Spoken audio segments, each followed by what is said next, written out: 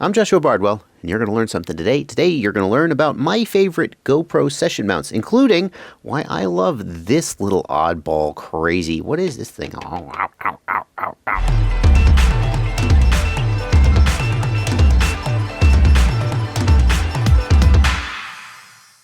Before we get into the discussion of the merits of each of these mounts, let me just tell you that if you're not running a GoPro Session style camera, if you're running an older Mobius form factor or a GoPro, a traditional GoPro style like the Xiaomi Yi or the GoPro Hero, they're on the way out, at least in terms of mini quads. Mini quad designers are pretty, not like literally every single one, but most of them are focusing on designing for this style of camera, and it's no secret why. This is a fantastic form factor for putting on a mini quad. It's small, it doesn't have a lot of drag, it stays low and tight, it keeps your CG down, and it's not super heavy either. Although some will be quick to point out that a Mobius style or a RunCam style camera with the battery removed is about 40 grams lighter, and you're right, but anyway, that's a topic for another video. Now, the good news is that if you don't want to spend $300, buy me, I'm expensive. If you don't want to spend $300 on a GoPro Session 5 or $200 on a Session 4, there are other options coming out. For example, oh, look at this. What are you, dear friend? This is a RunCam 3. It's very similar form factor. In fact, the dimensions are, not exactly. It's a little thicker there on the front, so it extends more out the front, and on the top, how about here? Oh, it's just a smidge bigger, just a hair bigger. I'd be willing to bet, though, that any TPU mount that fits this guy will also fit this guy. We could test that out a little bit and see. And if you don't like RunCam, well, I don't know why you wouldn't like RunCam, but if you don't like RunCam, the Foxeer Box is coming soon. I hope to get one of those. Haven't got one of those yet, and maybe we'll see a shootout. The bottom line is that form factor is where the designers are all going. So if you are not using that form factor of camera, you're going to be more and more out in the cold as it comes to trying to get mounts and such. So let's take a look at these mounts, and I'll tell you what I like and don't like about each of them. And we're going to start with these three mounts. These are all designed by Brent Collier. He is a 3D designer, 3D printing designer, among other things. They're purchased from Great 3D. That's where he sells his stuff. And no, you cannot download an STL of these files, as far as I know. He wants you to buy them from Great 3D to reward him for his hard work in designing. And they're pretty well designed. This one it's designed for the QAVR, which is a copter I fly. You can get them designed for various other top plate designs or hole patterns. It's got a flat couch here, and the camera slides in from the front. This one is also designed for the QAVR, and actually I tried to find this one on Great 3D in preparation for this video, and I actually couldn't find it. I'm not sure if this is a discontinued design, or maybe this is something he sent me as a one-off when I ordered these. I don't know, but I couldn't find this on Great 3D. So this one I could find, and again, this is a QAVR bolt pattern. It's a little bit different. It's open on the bottom. So this one, the camera was a little hard to load from the front. I can't show you that because it's actually broken, in case you're going, oh, it broke, oh, it's crappy. No, it was a super cold day, and TPU gets really brittle and stiff when it's cold. And then I had a pretty good crash, and that's why it broke. So that's just a slam on TPU, not a slam on the design. At least that's my interpretation of it. So I can't show you exactly how hard it was to insert, but it was pretty stiff and pretty snug and a little hard to insert. I was worried about, tearing the TPU. See, it's got a little bit of a relief here. But I just know that if you keep bending it like that, eventually it didn't seem like this was designed for taking one session and moving it between copters. And obviously, I don't have a bunch of sessions, one for each copter. I'm constantly taking it out and reinserting it. This one felt more like it would be preferable if I was going to insert it and just leave it there. Now, the fact that it inserts from the front is nice because it does mean that there's nothing in view. There's actually a surprisingly narrow field here that it's really easy to get the edges of the holder in the frame, even though they don't seem like they are. The field of view is so wide that this one worked fine. There was nothing in frame you could see, and it held pretty snugly right up until I crashed it and broke it. I do want to point out for this style of holder that what I like to do, so the TPU is actually pretty squishy. It's not easy to do with my fingers, but if I take a pair of pliers, for example, and squish it, you can see It's pretty squishy. And if you get a screw head in there, the screw head will definitely compress it. And in fact, you can screw it all the way down to the point where it just goes all the way through if you were a gorilla.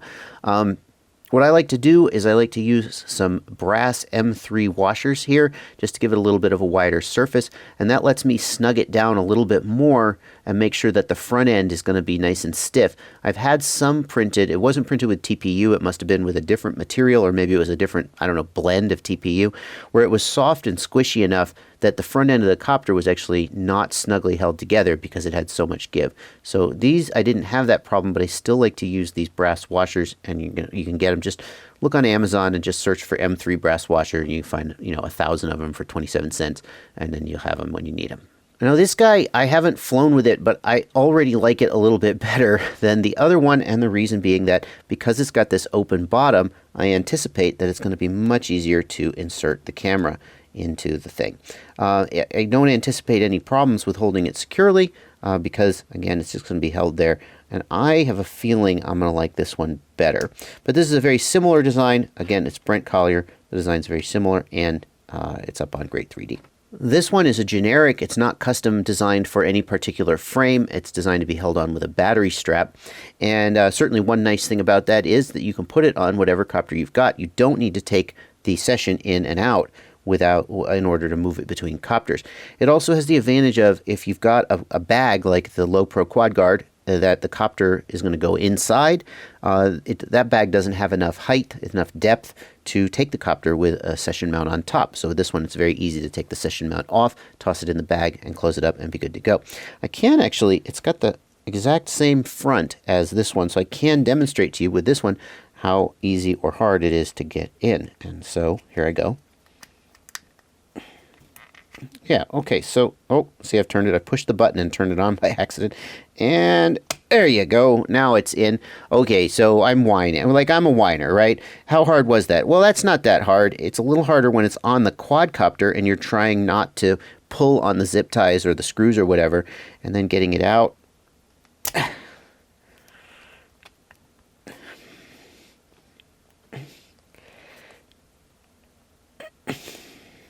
See? It's just, see, I'm pushing buttons, and any minute now. Oh, there we go. I got it. Okay, so I wasn't really exaggerating there. That's just, I mean, it holds it really snugly, and I kind of wish it would hold it just a little bit looser, especially if I'm going to be putting it in and taking it out a lot.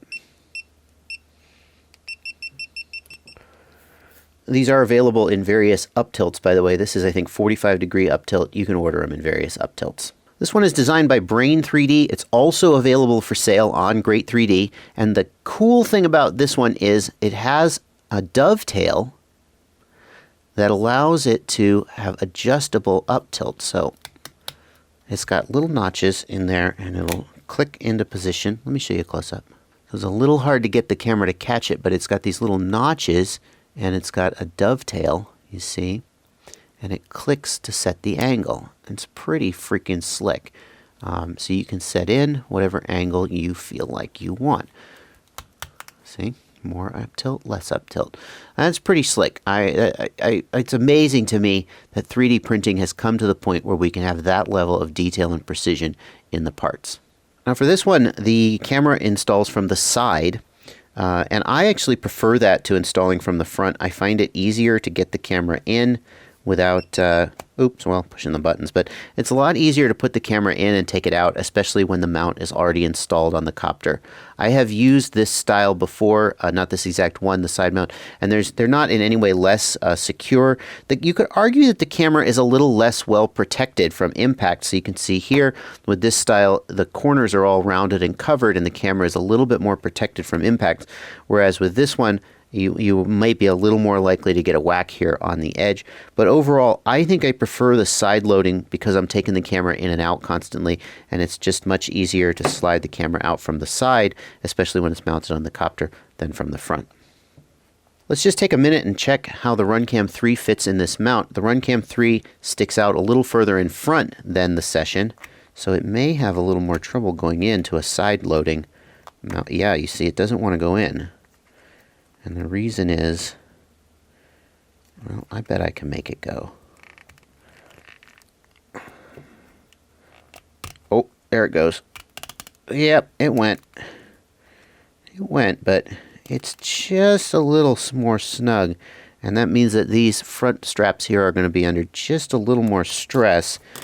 And maybe that's not ideal. Can it go into this one? I'll bet it will. I mean, TPU's got a little give.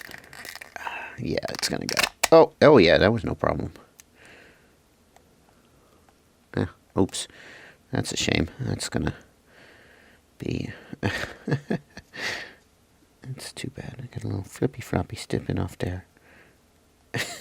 There's no way to fix that. Yeah, okay. All right, anyway, there you go. Yeah, so it you can see here it protrudes a little more out the front, but on the front loading one, it's not too much of a problem. It will go. And that's going to... There you go.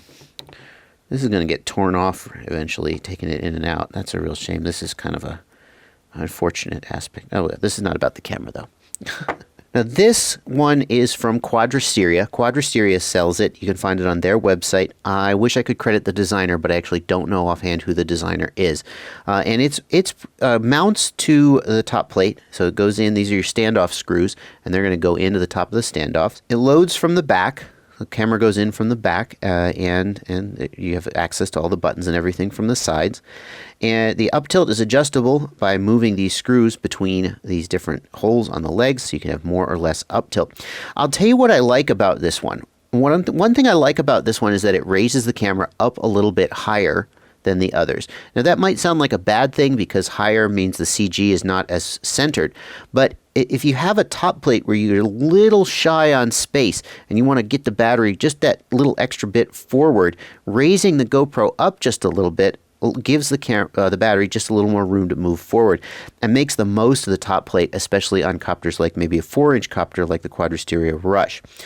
The thing I really like the most about this, though, is that it fits on any quadcopter with 4 mounting holes on top, so you don't need a customized bolt pattern or anything like that. The legs they'll go in, they'll go out. It's just however it needs to be, it'll fit.